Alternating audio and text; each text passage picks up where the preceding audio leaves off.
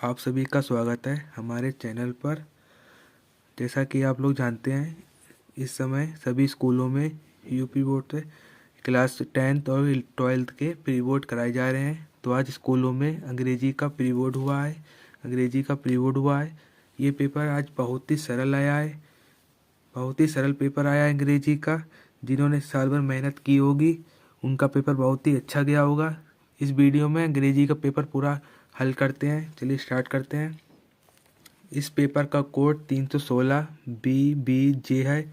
आप लोग कोड देखिएगा, फिर वीडियो में जुड़िएगा। ईयर 2025 है, 26 में कराया जा रहा है लेकिन लिखा 2025 में है। अंग्रेजी पेपर है। अंग्रेजी का पूर्णांक 100 नंबर का है। इसमें समय मिलता है 3 घंटे 15 मिनट। सभी पेपरों में समय 3 घंटे 15 मिनट ही मिलता है। नोट लिखा है, first 15 minutes are allotted for the candidate to read the question paper। ये आपको मैं हर पेपर में बताता हूँ कि 15 मिनट आपको प्रश्न पत्र पढ़ने के लिए दिए जाते हैं।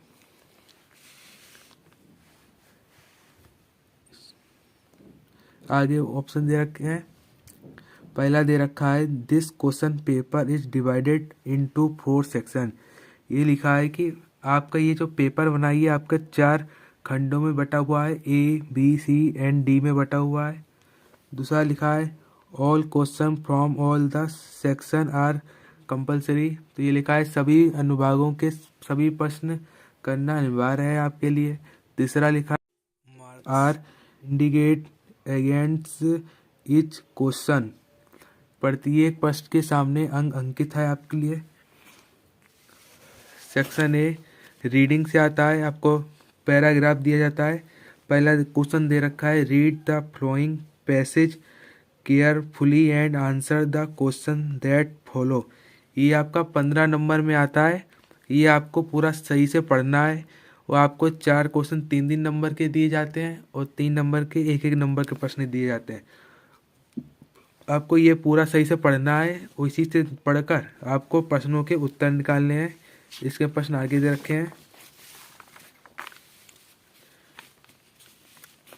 ये प्रश्न दे रखे हैं, आपको इनको पढ़ना है और उसमें छाट कर आपको इनके उत्तर लिखने हैं। आपको 4 क्वेश्चन दे रखे हैं 3-3 नंबर के और 3 सवाल दे रखे हैं 1-1 नंबर के। टोटल 15 नंबर का ये पैसिव आता है रीडिंग में। तो पहला दे रखा है, इन बाट कैंडिडेट्स डस स्पीच बी कम ए ब्लीसिंग। तो इसका हिंदी में अर्थ बताते हैं तो किन परिस्थितियों में वाणी वरदान बन जाती है। तो आपको ऊपर पढ़ना है, उसका क्वेश्चन निकालना है। ये आपको पहले पन्ने पर पहली लाइन में ही आपको इसका आंसर मिल जाएगा। दूसरा दे रखा है, how can speech be a great curse. तो आपको ये आगे मिल जाएगा। तीसरा दे रखा क्वेश्चन सी दे रखा है, by should be use word carefully. हमें शब्दों का प्रयोग सावधानी पूर्वक क्यों करना चाहिए। आपको ऊपर पढ़कर इसका आंसर देना है। आप लोग सही से पढ़िएगा तो आप इसका आंसर मिल जाएगा 3 नंबर में। चौथा दे रखा है, speech is not a gift explain it. आपको ये एक्सप्लेन करना है, आपको समझाना है कि बोलने की क्षमता कोई जन्मजात नहीं होता है। तो आपको एक्सप्लेन करके समझाना है अपनी भाषा में। 3 नंबर मिलेंगे। नीचे दे रखा है, राइट द ऑपोजिट फॉर ब्लीसिंग। इसमें पूछा है आपको आशीर्वाद का विलोम पूछा है आपका। तो आशीर्वाद का विलोम होता है कर्स, यानी श्राप होता है कर्स। दूसरा दे रखा है, एक्सप्लेन द अंडरलाइन प्रोटेंट। तो ये आपसे कह रहा है, जो ऊपर आपको ये अंडरलाइन आपको दिख रही है, आपको ये प्रोटेस्ट करनी है। अंडरलाइन को एक्सप्लेन करना है अपनी भाषा में कि अंडरलाइन में क्या ये कहना क्या चाह रहा है, आपको एक्सप्लेन करके बताना है। तीसरा लिखा है, what do you mean by a slip of tongues. तो ये पूछ रहा है जुबान फिसलने से क्या मतलब है। जुबान फिसलने से क्या मतलब आपको बताना है, आपको ऊपर पढ़ना है, फिर जुबान फिसलने से क्या मतलब है और इसके बारे में यहाँ पे लिखना है और आपको 1 नंबर मिल जाएगा। फिर आता है सेक्शन बी, वो राइटिंग के ऊपर है। तो अब राइटिंग में पहला आपको आर्टिकल मिलता है लिखने को। Right in article on any one of the flowing topics in about 100 से 150 वर्ड। आपको ये 3 टॉपिक दे रखे हैं, आपको जो इनमें से अच्छा लगता हो टॉपिक उसे उठाइए। 100 से 150 वर्ड के बीच में ये आपको लिख कर दिखाना है। और 10 नंबर का ये प्रश्न है, आपको कम से कम ये 100 से 150 वर्ड में लिखना है, तो जाके आपको 10 नंबर मिलेंगे। पहला आया था आई लव माई इंडिया, आप भारत से प्रेम करते हैं, ये आपको बताना है क्या से प्रेम करते हैं, काय से प्रेम है।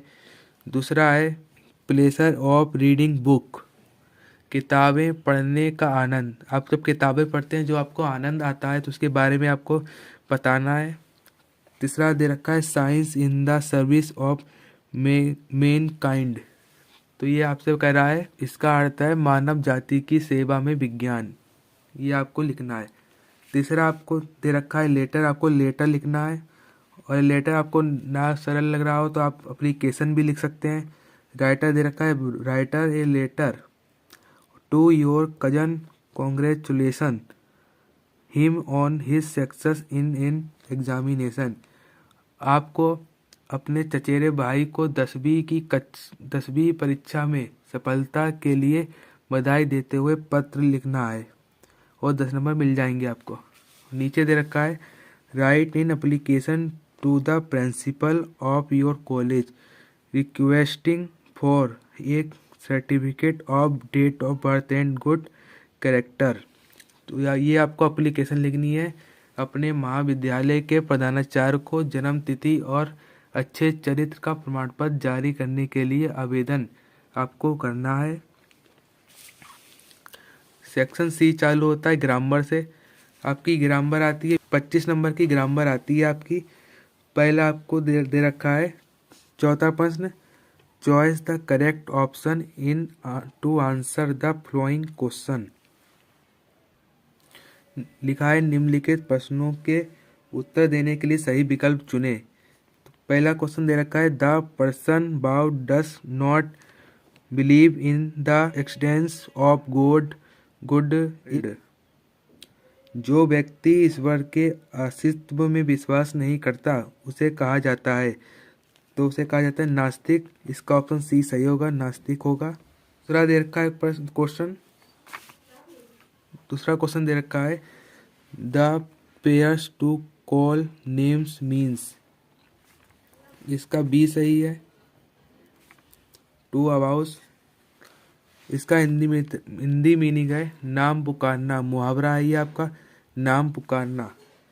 तीसरा दे रखा है द एंटोनिम फॉर हम्बिल्स इज, ये आपको विनम्र का विलोम शब्द पूछ रहा है, विलोम शब्द तो वो होगा प्राउड। चौथा पूछ रहा है द साइनोनिम्स फॉर हंस्ट इज, तो इसका सही जवाब होगा ट्रूथफुल, इसका हिंदी मीनिंग होगा ईमानदार का पर्यायवाची, और इसका हिंदी मीनिंग होता है सत्यवादी, इसका हिंदी मीनिंग सत्यवादी होता है।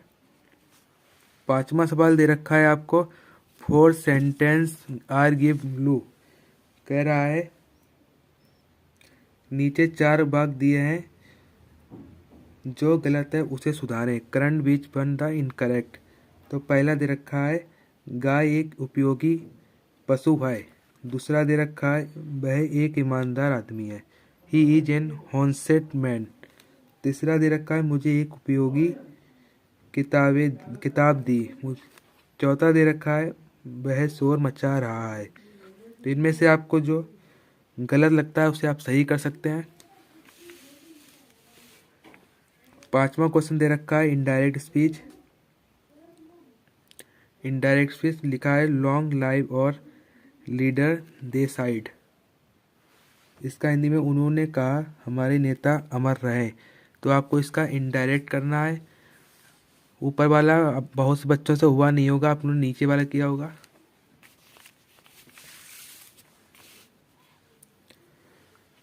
दूसरा दे रखा है आपको combine any one the following in direct, आपको इसमें डायरेक्ट करना है ऊपर नीचे में जो आपको सरल लगता हो। She want to Dehradun, she want there to see her sister, वह देहरादून गई, वह अपनी बहन से मिलने गई थी। दूसरा आपको दे रखा है it is certain, he is guilty, यह निश्चित है वह दोषी है। तो आपको इसका हल करना था सिंपल सेंटेंस बनाकर। ये आप बहुत सरल से बना सकते थे। इट इज क्रिटेन, यहाँ पर आप दैट लगाकर दैट ही इज, दूसरी आपको यहाँ पे दैट लगाकर और ही लिखना था बस। ये आपका बन जाता, 2 नंबर आपके पक्के हो जाते। क्वेश्चन नंबर सी दे रखा है, change any one of the following sentence. ये आपको दे रहा है निम्नलिखित में से किन्हीं एक वाक्य को बदलना है। तो पहला दे रखा है the air of hills is colder that of the lowlands, और दूसरा दे रखा है the children sang the national anthem. पहला काम है पहाड़ियों की हवा मैदानी इलाकों की हवा से ठंडी होती है। दूसरा दे रखा है बच्चों ने राष्ट्रगान गाया। पहले का आपको इनटू पॉजिटिव डिग्री से बनाना था और दूसरा पैसिव वॉइस बनाना था। आपको आप लोगों ने पैसिव वॉइस बनाया होगा। पैसिव वॉइस बहुत ही सरल था कि आप बना सकते थे। आपको लिखना था the national anthem was sung by the children. आपको इतना लिखकर आपको ये हल कर सकते थे। चौथा सवाल आपको देखा है correct any one of the following sentence. पहला दे रखा है Nitin is in university student. दूसरा दे रखा है sun rises in east and sets in west. तो पहला दे रखा है नितिन एक विश्वविद्यालय का छात्र है। दूसरा है सूर्य पूरब से उगता है और पश्चिम में अस्त होता है। आपको इनमें से वाक्य को सही करना है। पांचवा दे रखा आपको ये शब्द म्यूक दे रखे हैं राइट ब्राइट बेन बिन। आपको इसमें आपके मीनिंग लिखकर आपको इसमें आपको मीनिंग क्लियर करना है कि क्या है। बहुत सरल है, आप कर सकते हैं। छठा दे रखा है translate the flowing passage into English. आपको ये हिंदी में दे रखी है, आपको ये इंग्लिश में बनाना है ट्रांसलेशन, और ये आपको 5 नंबर में आती है। सरल है, आप बना सकते हैं। आगे दे रखा है सेक्शन डी दे रखा है answer the following question in about 40 word. आपको ये 40 वर्ड वाले क्वेश्चन लिखने हैं। 2 क्वेश्चन करने हैं 4-4 नंबर के। इसमें आपको पहला क्वेश्चन दे रखा है व्हाट इज साहब looking for in the garbage dumps. तो आपको साहब कूड़े के ढेर में क्या ढूंढ रहा था, आपको बताना था क्या ढेर में क्या ढूंढ रहा था साहब। दूसरा आपको दे रखा है आपको क्या लगता है कि गांधी जी चंपारण प्रकरण को अपने जीवन के निर्णय मोड़ क्यों मानते थे। तो आपको इसका भी आंसर देना था why do you think that Gandhi ji considered the Champaran episode to be turning point in this life. इनमें से आप कोई सा भी कर सकते थे। दूसरा क्वेश्चन आपको दे रखा था लेखक राष्ट्रीय एकता के किस उदाहरण का उल्लेख कर रहे हैं। और यदि आपको यह नहीं आता था तो आप दूसरा भी कर सकते थे फेरी वाले ने निमंत्रण क्यों अस्वीकार किया। अब इन दोनों में से कोई एक कर सकते हैं। अगला आपको 7 नंबर में सवाल दे रखा था, इसमें से सिर्फ एक फ्रीडम वाले से आया हुआ है। दूसरा आपको दे रखा था कि साक्षात्कार के लिए आपको कौन सा माध्यम सबसे अच्छा लगता है, प्रिंट, रेडियो या टेलीविज़न। ये आपको लिखना था क्वेश्चन। दूसरा आपको एक पोएम दे रखी है, उसमें इसमें से आप छाट कर आपको ये प्रश्न लिखे हैं, आपको ये हल करने थे। 3 प्रश्न है, आपको 3 नंबर का एक प्रश्न है, 6 नंबर का ये पैसिव है, आपको ये हल करना है। और 4 नंबर की सेंट्रल आइडिया है। पहली आई है मदर माई मदर इन 66। ये आपको यूपी बोर्ड में तक आते हुए मिलेगी आपको। दूसरी देखिए ए रोड साइड स्टैंड। तीसरी आई है ए थिंग्स ऑफ बिट्स। अगले आप ये वाले प्रश्न आए हुए हैं 4-4 नंबर की, ये 2 प्रश्न आए हुए हैं। एक डॉक्टर साहब आपको मिलेगा, एक टाइगर किंग से सवाल आया हुआ है। आपको दे रखा था टाइगर आर के बारे में कठपुतलियों द्वारा क्या भविष्यवाणी की गई थी। यदि आपको ये ना आता आपको दूसरा मिला था अमेरिकी कंपनी की बिक्री सुनिश्चित करने के लिए डॉक्टर बदाऊ ने क्या किया। तो आप उनमें से कोई एक करना 4 नंबर सवाल। दूसरा दे रखा है आपको चार्ली द्वारा देखे गए स्टेशन के दृश्य का सापेक्ष में वर्णन कीजिए। आपको वर्णन करना है कि चार्ली ने स्टेशन पे कैसे क्या देखा था। यदि आपको ये ना कर पाते आप दूसरा भी कर सकते थे। वह पीली त्वचा वाली महिला कौन थी, वह क्या कर रही थी। आपको इसके बारे में बताना है क्वेश्चन में। यदि आप करके आएंगे 4 नंबर के 2 सवाल हैं 8 नंबर के। आखिरी प्रश्न है इंग्लिश का 7 नंबर का। पहला लिखा हुआ है मानव जाति के भविष्य के क्या संकेत हैं। मानव जाति क्या संकेत हैं आपको वर्णन करना है इसका 7 नंबर में। फिर लिखा है दूसरा कि आपको ये ना आता हो कि डॉक्टर साहब उस आदमी से छुटकारा पाने के लिए क्या करेंगे। पेपर सरलता क्वेश्चन आंसर भी आपकी किताबी से आए हुए हैं। यदि आपने पढ़ा होगा तो आपने क्वेश्चन आंसर भी करे होंगे। आप यूपी बोर्ड में जब भी जाएंगे पेपर देने आप क्वेश्चन आंसर छोड़ के नहीं आएंगे, आप चैप्टर पढ़ के जाएंगे। तो जैसे क्वेश्चन आएंगे आप चैप्टर में जैसा जानते हैं वैसा लिख कर आएंगे, छोड़ के कोई प्रश्न नहीं आएंगे। यदि छोड़ेंगे आपको नंबर नहीं मिलेंगे। अब हल करें। यदि हमारी वीडियो पसंद आई हो तो शेयर कीजिएगा, कमेंट कीजिएगा और सब्सक्राइब कीजिएगा। धन्यवाद। मिलते हैं अगली वीडियो में।